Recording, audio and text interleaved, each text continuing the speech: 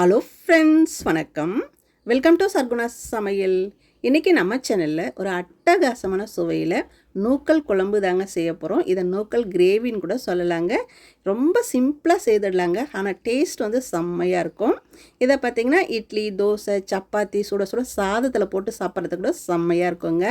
ஒரு முறை இந்த குழம்பு செய்திங்கன்னா திரும்ப திரும்ப செய்வீங்க, அந்த அளவுக்கு ருசியாக இருக்குங்க. இதை பண்ணுறதுக்கு நான் 1/2 கிலோ நூக்கல் எடுத்து வச்சுருக்கிறேங்க. ரொம்ப பிஞ்சியாக ஃப்ரெஷ்ஷாக இருக்கிறத பார்த்து வாங்கிக்கோங்க. அதுதான் வந்து இந்த கிரேவிக்கு ரொம்ப நல்லாயிருக்கும். இப்போ இந்த மேலே இருக்கிற தோலெல்லாம் சீவிட்டு இந்த மாதிரி கொஞ்சம் பெரிய பீசஸாகவே நம்ம கட் பண்ணி எடுத்து வச்சுக்கலாங்க. அதுதான் இந்த கிரேவிக்கு ரொம்ப நல்லாயிருக்கும். இப்போ இருக்கட்டும். அடுத்ததாக அடுப்பை பற்ற வச்சுட்டு ஒரு குக்கர் வச்சுக்கலாங்க. அதில் 2 டேபிள் ஸ்பூன் எண்ணெய் ஊற்றிட்டு, எண்ணெய் காஞ்சதும் 1 ஸ்பூன் கடுகு, 1/2 ஸ்பூன் சீரகம், 1 ஸ்பூன் உளுந்து சேர்த்துக்கங்க. இதெல்லாம் பொரிஞ்சதும் ஒரு 30 சின்ன வெங்காயத்தை நல்லா பொடியாக நறுக்கிட்டு சேர்த்துக்கங்க. இதுக்கு பதிலாக நீங்கள் பெரிய வெங்காயம் சேர்க்குறதா இருந்தால் மீடியம் சைஸில் ஒரு 3 வெங்காயம் சேர்த்துக்கங்க. கூடவே ஒரு கொத்து கருவேப்பிலையை சேர்த்துக்கங்க. சேர்த்துட்டு இந்த வெங்காயம் பார்த்திங்கன்னா ஒரு 3/4 பாகம் வதங்குற மாதிரி வதக்கிக்கலாம். பாருங்கள், இந்த அளவுக்கு வதங்கினதும் இந்த டைமில் 1 டீஸ்பூன் இஞ்சி பூண்டு விழுது சேர்த்து வதக்கினங்க. அது வீடியோ எடுக்க மறந்துட்டேன், மிஸ் பண்ணாமல் 1 டீஸ்பூன் இஞ்சி பூண்டு விழுது சேர்த்து வதக்கிக்கோங்க. இது கூடவே மீடியம் சைஸில் 3 தக்காளி இந்த மாதிரி பொடியை நறுக்கிட்டு சேர்த்து வதக்கிக்கோங்க. இந்த தக்காளி வதங்கிறதுக்கு ஒரு 1/2 ஸ்பூன் உப்பு சேர்த்துக்கலாங்க. உப்பு சேர்த்து வதக்கும் போது தக்காளி வந்து சீக்கிரமாக நல்லா வதங்கி வந்துடும். பாருங்கள், தக்காளி நல்லா வதங்கிடுச்சு. இந்த டைமில் மிளகாய்த்தூள் சேர்த்துக்கலாம். நான் வீட்டில் அரைச்ச குழம்பு மிளகாய்த்தூள் சேர்த்துக்கிறேங்க. இந்த குழம்புக்கு நம்ம வீட்டில் அரைச்ச மிளகாய்த்தூள் தான் ரொம்ப நல்லாயிருக்கும். 1/2 ஸ்பூன் சேர்த்துக்கிறேன். உங்கள் காரத்துக்கு தகுந்த மாதிரி கூட குறைச்சி பார்த்து மிளகாய்த்தூள் சேர்த்துக்கங்க. கூடவே 1 டீஸ்பூன் காஷ்மீரி மிளகாய்த்தூள் சேர்த்துக்கிறேங்க. இது கலர்ஃபுல்லாக இருக்கும், ஆனால் காரம் ரொம்ப கம்மியாக இருக்கும். இருந்தால் சேர்த்துக்கங்க, இல்லைனா ஸ்கிப் பண்ணிக்கலாம். சேர்த்துட்டு இந்த மசாலாவோட பச்சை வாசனை போகிற வரையும் வதக்கிக்கலாம். பாருங்கள், நல்லா வதங்கிருச்சு. இந்த டைமில் நாம் கட் பண்ணி வச்சோம் இல்லைங்களா நூக்கல், அதை சேர்த்துக்கலாங்க. நூக்கல் வாங்கினீங்கன்னா மிஸ் பண்ணாமல் இந்த மாதிரி ஒரு முறை குழம்பு வச்சு பாருங்கள். நூக்கல் பிடிக்காதவங்க கூட விரும்பி சாப்பிடுவாங்க, அந்த அளவுக்கு ருசியாக இருக்குங்க. நூக்கலை சேர்த்துட்டு ஒரு 2 நிமிஷத்துக்கு இதோட நல்லா வதக்கிக்கலாம். பாருங்கள், ஒரு 2 நிமிஷம் நல்லா வதக்கியாச்சு. இப்போ தண்ணி சேர்த்துக்கலாம். நான் கிரேவி மாதிரி வைக்க போகிறேங்க, அதனால் இந்த காயெல்லாம் மூழ்கிற அளவுக்கு தண்ணி சேர்த்துருக்குறேன். உங்களுக்கு குழம்பு மாதிரி வேணும்னா இன்னும் கொஞ்சம் கூட தண்ணி வச்சு கூட சேர்த்துக்கலாம், உங்கள் விருப்பம் போல் சேர்த்துக்கலாங்க. ஏற்கனவே தக்காளி வதங்கிறதுக்கு நம்ம உப்பு சேர்த்துருக்குறோம், அதனால் கரெக்டான அளவு பார்த்து சேர்த்துக்கங்க. உங்கள் டேஸ்ட்டுக்கு தகுந்த மாதிரி கூட குறைச்சி பார்த்து உப்பு சேர்த்துக்கலாங்க. ஒரு முறை நல்லா கலந்து விட்டுட்டு குக்கருக்கு வந்து நம்ம மூடி போட்டுடலாம். மூடி போட்டுட்டு வெயிட் போட்டுருங்க. ஒரு 4 விசில் விட்டுட்டு அடுப்பு ஆஃப் பண்ணிவிடுங்க. இருக்கட்டும். அடுத்ததாக ஒரு 1/4 கப் அளவுக்கு வறுத்த வேர்க்கடலை எடுத்து வச்சுருக்கிறேங்க.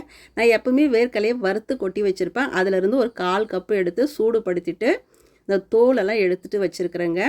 இப்போது ஒரு மிக்ஸி ஜாரில் நம்ம இதை சேர்த்துக்கலாம். இந்த வறுத்த வேர்க்கடலை பார்த்திங்கன்னா உடம்புக்கு ரொம்ப நல்லதுங்க. ஏதாவது ஒரு வகையில் தினமும் ஒரு கைப்பிடி அளவாவது நம்ம உணவில் சேர்த்து சாப்பிட்ணுங்க, ரொம்ப நல்லது. பாருங்கள், சேர்த்துட்டு நல்லா நைஸாக இந்த மாதிரி அரைச்சி எடுத்துகிட்டு வந்துடுங்க. இருக்கட்டும். இப்போ 4 விசில் வந்துட்டு ப்ரெஷர்லாம் தானாக ரிலீஸ் ஆகிடுச்சுங்க. இப்போ குக்கரை ஓப்பன் பண்ணி பார்க்கலாம். குக்கரை திறக்கும் போதே அவ்வளோ ஒரு வாசனையாக இருக்குதுங்க. வீடே மணக்கிற மாதிரி வாசனை, செம்மையாக வாசனையாக இருக்குதுங்க. பாருங்கள், நல்லா காயெல்லாம் வெந்துருச்சு. தண்ணியும் கொஞ்சம் வற்றி வந்திருக்குது பாருங்கள். காய் நல்லா வேகணும், அதனால் 4 விசில் விட்டு எடுத்துக்கோங்க. இப்போ இது கூடவே நம்ம வறுத்து வச்சோம் இல்லைங்களா வேர்க்கடலை, அதை சேர்த்துக்கலாம். சேர்த்துட்டு அப்படியே நல்லா கலந்து விட்டுருங்க. நல்லா கிரேவி மாதிரி வரணும். நல்லா கலந்து விட்டுட்டு உப்பு வந்து இந்த டைமில் செக் பண்ணி பாருங்கள். பத்தலைன்னா இந்த டைமில் நீங்கள் சேர்த்துக்கலாங்க. உங்கள் டேஸ்ட்டுக்கு தகுந்த மாதிரி உப்பு காரம் எல்லாத்தையும் செக் பண்ணி பார்த்துட்டு சேர்த்துக்கலாம். அவ்வளோதான். இருக்கட்டும். ஒரு 4 நிமிஷத்துக்கு இதை நல்லா கொதிக்க வச்சுக்கலாங்க. பாருங்கள், ஒரு 4 நிமிஷம் நல்லா கொதிச்சிடுச்சு. நல்லா திக்காயிட்டு கிரேவி மாதிரி வந்துருச்சு பாருங்கள். நல்ல வாசனையாகவும் இருக்குதுங்க. கண்டிப்பாக மிஸ் பண்ணாமல் ஒரே ஒரு முறை இந்த மாதிரி நூக்கல் வாங்கினீங்கன்னா செய்து பாருங்கள். எல்லாருமே விரும்பி சாப்பிடுவாங்க, அந்த அளவுக்கு ருசியாக இருக்கும். நல்லா கலந்து விட்டுட்டு கடைசியாக பொடி பொடியாக நறுக்கின கொத்தமல்லி இலைகளை சேர்த்துக்கங்க. சேர்த்துட்டு நல்லா கலந்து விட்டுருங்க. அவ்வளோதாங்க, அட்டகாசமான சுவையில் நூக்கல் குழம்பு, இது நூக்கல் கிரேவின்னு கூட சொல்லலாங்க. செம்மையாக சூப்பராக தயாராகிடுச்சிங்க.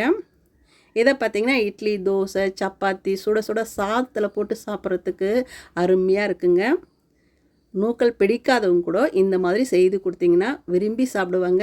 ஒரு முறை செய்தீங்கன்னா திரும்ப திரும்ப நூக்கல் வாங்கி இந்த மாதிரி செய்து கொடுங்க அப்படின்னு கேட்பாங்க. அந்த அளவுக்கு ருசியாக இருக்கும்.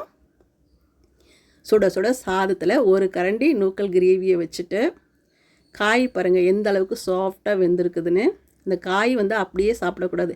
இந்த கிரேவியோட சாதத்தில் போட்டு பிசைஞ்சு சாப்பிட்ணும். அப்படி சாப்பிட்டா தான் அதோட டேஸ்ட் சூப்பராக இருக்குங்க. இந்த மாதிரி சாப்பிட்டிங்கன்னா ஒரு தட்டு சோறு இல்லை, இன்னும் கொஞ்சம் சோறு கேட்டு வாங்கி சாப்பிடுவாங்க. அந்த அளவுக்கு ருசியாக இருக்கும்.